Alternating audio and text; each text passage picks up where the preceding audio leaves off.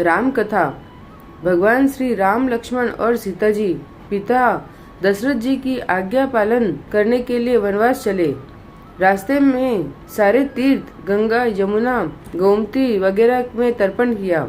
One में फल फूल कंद मूल खाकर जीवन यापन करते थे। कार्तिक माह एकम को राम जी की आज्ञा से लक्ष्मण जी कंद मूल तोड़कर लाए और सीता जी के आगे रख दिए। सीता जी ने उनकी 4 पत्तलें बनाई। लक्ष्मण जी पूछने लगे, माता जी आपने 4 पत्तल किस लिए बनाई है? सीता जी बोली, 1 पत्तल राम जी की, 1 पत्तल लक्ष्मण जी की, 1 पत्तल गौ माता की और 1 पत्तल सीता जी की। राम और लक्ष्मण जी ने अपनी अपनी पत्तलें उठा ली और एक गौ माता के आगे रख दी। सीता जी ने अपनी पत्तल नहीं उठाई और ना ही गौ माता ने। राम जी ने सीता जी से पूछा कि आपने फलाहार क्यों नहीं किया? तब सीता जी ने कहा कि मेरे तो राम कथा कहने का नियम है, राम कथा कहने से पहले मैं फलाहार नहीं करूंगी। तब राम जी ने कहा कि राम कथा मुझे सुनाओ। सीता जी बोली, आप तो हमारे पतिदेव हैं, आपको राम कथा कैसे सुनाऊं? लक्ष्मण जी बोले, माता जी राम कथा तब आप मुझे सुनाइए। सीता जी बोली, आप तो शादीशुदा देवर है, औरतों की बातें औरत ही जाने। तब लक्ष्मण जी विचारने लगे कि वन में औरतें कहाँ से आएंगी। तब लक्ष्मण जी ने धरती पर माया नगरी बसा दी। उस नगरी में सभी चीजें जैसे महल, मालिया, बर्तन, कपड़ा, काम करने की सभी चीजें सोने की थी। उस नगरी का नाम सोने की नगरी रख दिया। इस सोने की नगरी में आदमी और औरतें सभी को काफी गर्व था। कोई भी व्यक्ति गरीब नहीं था। राजा से लेकर भंगी तक गर्व से पागल थे। सीता जी कुएं पर गई। वहाँ पनिहारियां पानी भरने आई। उनका मटका, झालर और ईरानी तीनों सोने की थी। सीता जी कुएं पर बैठी औरतों से राम राम बोली, पर किसी भी औरत ने राम राम का जवाब नहीं दिया, क्योंकि वे तो सभी गर्व में डूबी हुई थी। थोड़ी देर में एक डाबड़ी आई और सीता जी ने उससे भी राम राम किया और बोली, तुम हमारी राम कथा सुन लो। डाबड़ी बोली, आपकी राम कथा मैं नहीं सुनती, मैं तो अपने घर को जा रही हूँ। सीता जी बोली, मेरे राम लक्ष्मण भूखे हैं। डाबड़ी बोली, कौन से राम लक्ष्मण? मैं तो घर को जाती हूँ, मुझे तो मेरी माँ बुला रही है। इतना कहकर डाबड़ी अपने घर को चली। सीता जी को गुस्सा आया। पूरी सोने की नगरी पीतल की हो गई। माँ ने पूछा, पूरा जेवर, मटका, इडानी सब खोटा कहाँ से कर लाई? डाबड़ी ने कहा, मुझे तो पता नहीं, मैंने तो जो पहनी हुई थी वही ले आई हूँ। पर कुएं पर एक सुंदरी सी तपस्वी बैठी हुई है। उसने कहा कि मेरी राम कथा सुनो, पर मैंने तो ना कर दी। जिससे उसने कुछ टोटका कर दिया हो तो मालूम नहीं। माँ बोली, जाओ उसकी राम कथा सुनाओ। वो तपस्विनी नहीं है, वो तो सीता जी है। वापस जाओ, अपने घर में रिद्धि सिद्धि हो जाएगी। अपनी तो पूरी नगरी पीतल की हो गई। डाबड़ी बोली, मैं तो वापस नहीं जाती। इतने में बेटे की बहू आई। उसने कहा, आपकी आज्ञा हो तो मैं सीता जी का दर्शन कराऊं और राम कथा सुनाऊं। सासू बोली, जा बेटी, सीता जी की राम कथा सुना। गहना कपड़ा सब पीतल का ही पहन जा। बहू कुएं पर जाकर बैठ गई। खाली मटका पानी से भरे और फिर खाली करे। यह देख सीता जी बोली, तुम्हारे घर में कोई काम नहीं है क्या? बहू बोली, माताजी मैं तो सब कार्य निपटा कर आई हूँ। तब सीता जी बोली, तूने मुझे माताजी कहा, यह सुन मेरा मन खुशी से हर्षित हो रहा है। अगर समय हो तो मेरी राम कथा सुन ले। बहू बोली, माताजी आप राम कथा सुनाइए, आपकी राम कथा सुनकर ही मैं घर जाऊंगी। चंदन की चौकी, मोतियों का हार, राम कथा हमारे गले का हार।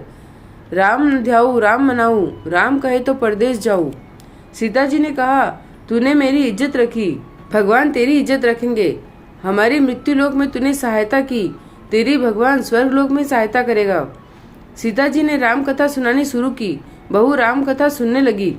आओ राम, बैठो राम, जल भर झारी लाई राम, कीकर की दातुन लाई राम, ठंडा जल भर लाई राम, सब परिवार पधारो राम, जुगला टोपी पहनो राम, गड़ा किलंगी पहनो राम, मक्खन मिश्री लाई राम, मक्खन मिश्री खाओ राम, स्वर्ण सिंहासन लाई राम, स्वर्ण सिंहासन विराजो राम, झालर टिकोरा लाई राम, झालर टिकोरा बजाऊ राम, शंख ध्वनि लाई राम, जुग जुग पाव लागू राम, निरखता मन मोहे राम, शरण अपनी ले लो राम, दूध कटोरा लाई राम, सीता चरण दबाए राम, सुखवर सेज सोओ राम, झालर पंखा ढोड़ो राम, हमें राम तुम्हें राम, रोम रोम में बसो श्री राम, गटगट में विराजो राम, मुख में तुलसी बोलो राम, खाली बैठे क्या काम, जब बोलो जब राम ही राम, बोलो पंछी राम ही राम, पूर्ण होए सब काम, मेवा चिरंजी लाई राम, रुचि रुचि भोग लगाओ राम, खट्टा मीठा चखो राम, चरखा परखो लाई राम, चरखा परखो चखो राम, जो भाई सो ले लो राम, मन में धोख रखना न राम।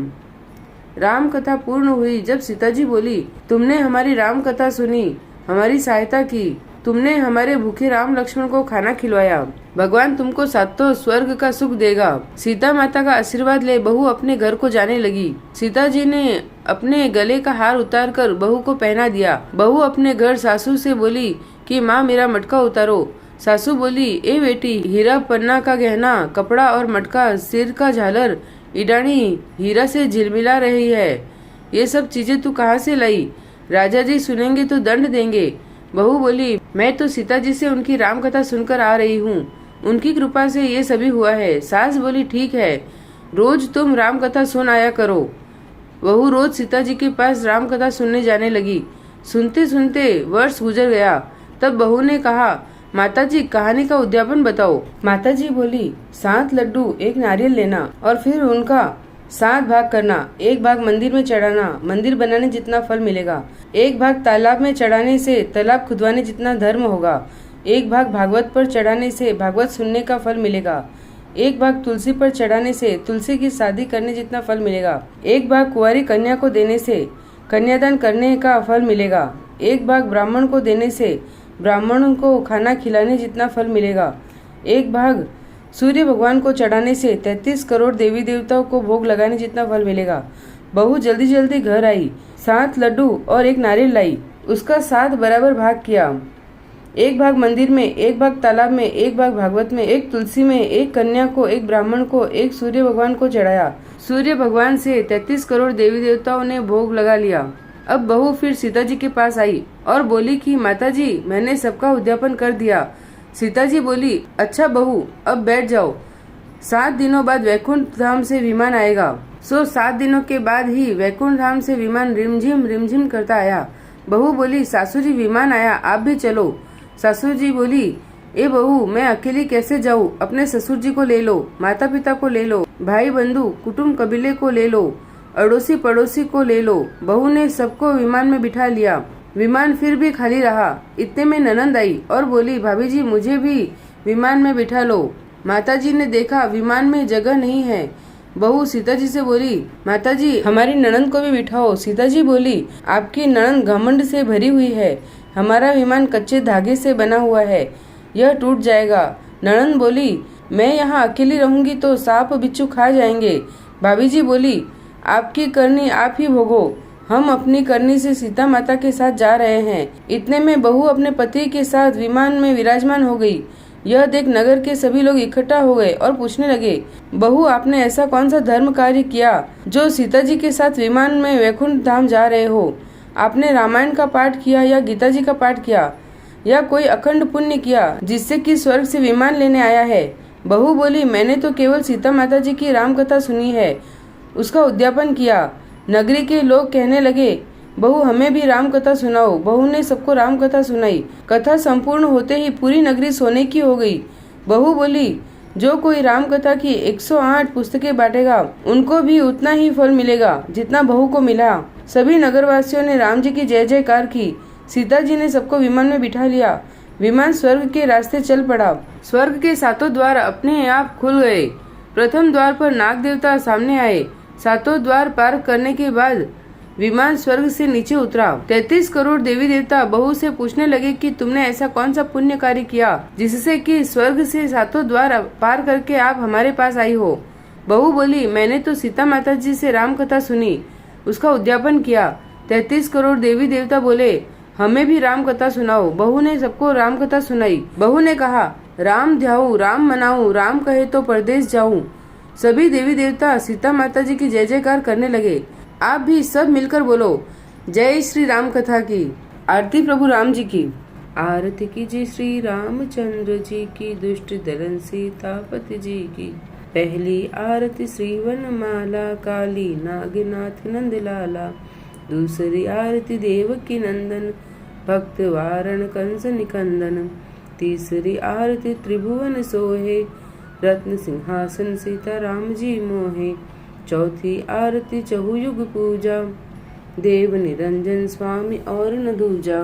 पांचवी आरती राम जी को भावे, राम जी का यश नाम देव जी गावे। बोलो श्री रामचंद्र जी की जय, सीता माता जी की जय, लक्ष्मण जी की जय। श्री राधे कृष्ण।